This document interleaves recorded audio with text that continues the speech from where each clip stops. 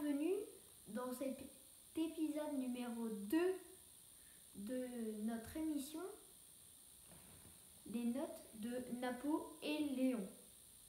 Aujourd'hui, nous allons parler de l'ascension qui est vraiment fulgurante de Napoléon Bonaparte. Il faut savoir que après les examens de l'école militaire de Paris, supervisé par le grand Laplace, un très grand mathématicien, il n'est arrivé que lieutenant en second. C'est sûr, tout le monde en aurait été fier. Il est donc affecté au régiment d'artillerie de La Fère, où il va aider ses camarades à s'améliorer, va s'affirmer aussi, il va prendre un petit peu d'autorité et il va enfin pouvoir prendre un congé de 6 mois pour pouvoir revenir en Corse. Enfin.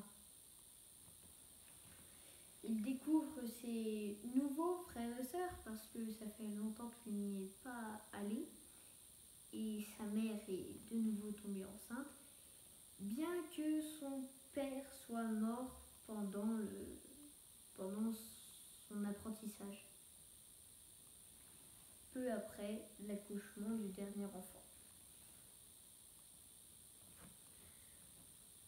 De plus, il est affecté en garnison à Auxonne et le 20 juin 1792, Napoléon assiste à l'invasion des Tuileries par le peuple parisien et déplore vivement le manque de fermeté du pouvoir royal. Il écrit donc à son frère Lucien. Le 30 juillet, Louis XVI signe le brevet de capitaine de Napoléon. Ce fut un de ses derniers actes publics avant sa suspension, le 18. Napoléon fut donc affecté en Corse pour prendre la petite île de San Ferrano. Puis il a eu une entrevue avec Paoli, vous savez, celui qui a mené la guerre d'indépendance que je voulais raconter dans l'épisode numéro 1. Eh bien, ce même Paoli, maintenant, à cette époque-là, plutôt, il voulait livrer la Corse aux Anglais, ce qui n'est pas bien passé pour Napoléon. Ils n'étaient pas d'accord et ils se sont fâchés. Napoléon est parti, puis a été affecté à Toulon, après que sa famille fut éjectée de Corse. En effet, les partisans paolistes ont incendié la maison Bonaparte.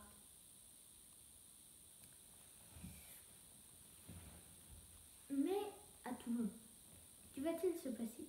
Eh bien, tout d'abord, Napoléon y a été affecté parce qu'il est artilleur et qu'il est plutôt pas mal en stratégie.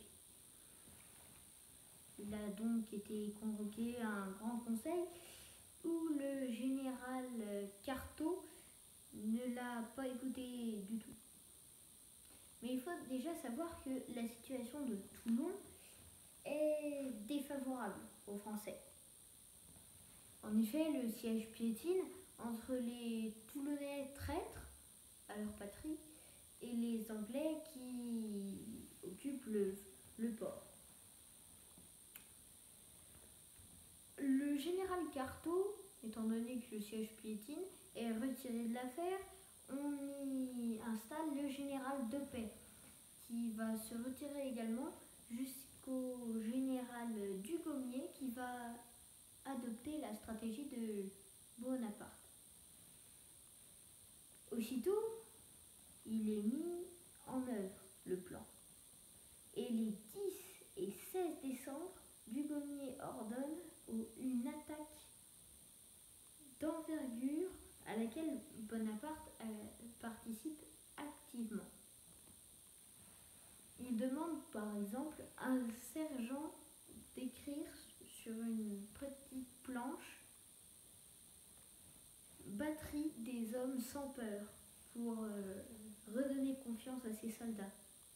De plus, il charge avec les autres cavaliers. Un cheval va même être tué sous lui. Il se relève et il continue avec les soldats d'infanterie, avec lesquels il va prendre les canons toulonnais.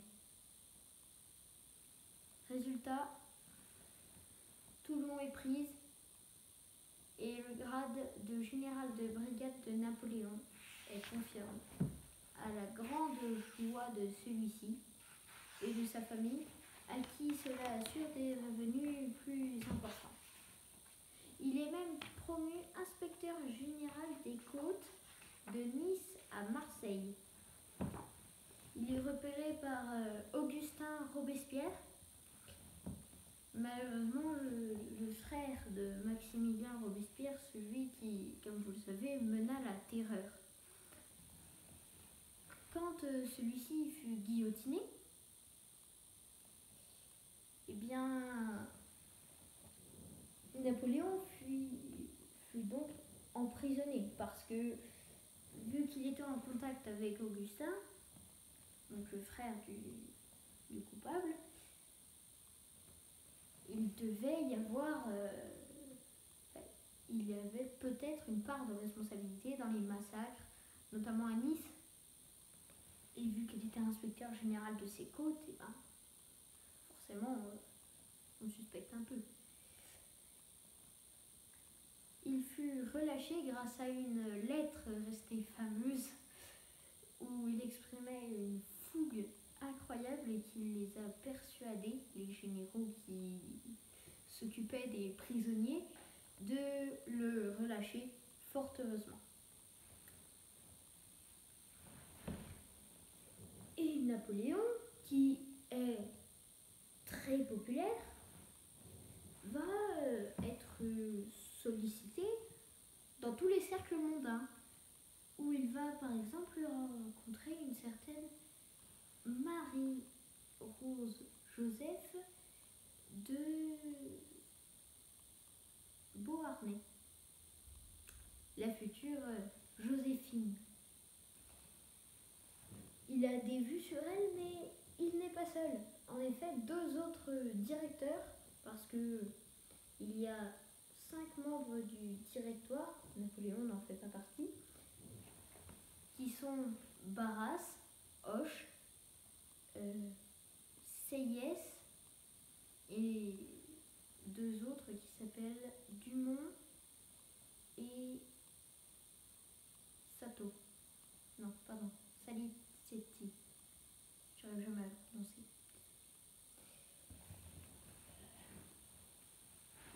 Il va se marier avec Joséphine.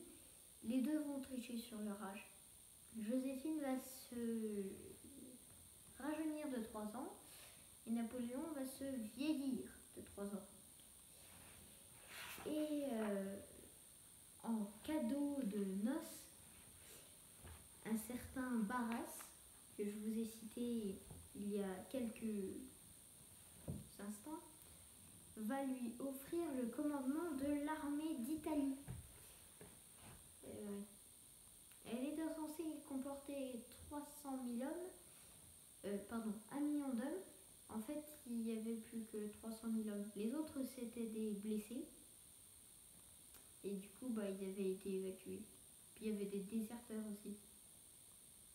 Du coup, quand il est arrivé, Napoléon, déjà, tous les généraux qui étaient avec l'armée d'Italie depuis un bout de temps se gossèrent de lui parce que c'était un soldat de parade, quoi.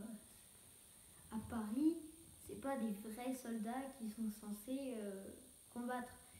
C'est des soldats qui font la parade, qui font les défilés. Et du coup, il disait que Napoléon, c'était pareil, un soldat de parade, quoi.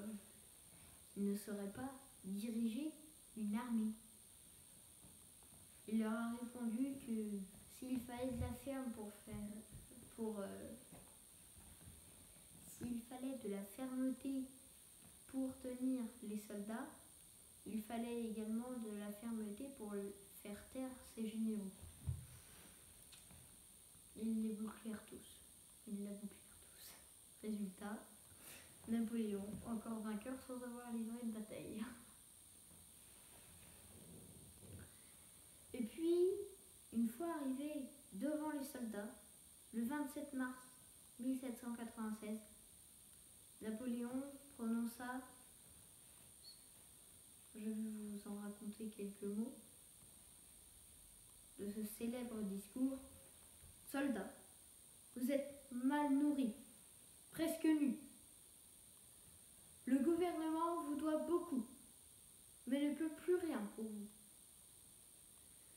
Je vous conduirai dans les plus fertiles terres du monde, des plaines, des lacs. Vous y trouverez honneur, gloire et richesse. Vous vous imaginez bien que ce discours eut un retentissement énorme sur le moral de ses troupes, qui était celui de déserteurs futurs. Ça les a reboostés. Là, ils sentaient de l'énergie palpiter partout dans leur corps. Ils étaient prêts à tout faire pour celui qu'ils nommèrent plus tard le petit caporal. Allez, c'est la fin de cette vidéo. Et puis, pour la vidéo Grande Conquête jusqu'à l'Empire, qui sera l'épisode 3, je vais vous laisser. Et puis, n'hésitez pas à vous abonner ou à lâcher un petit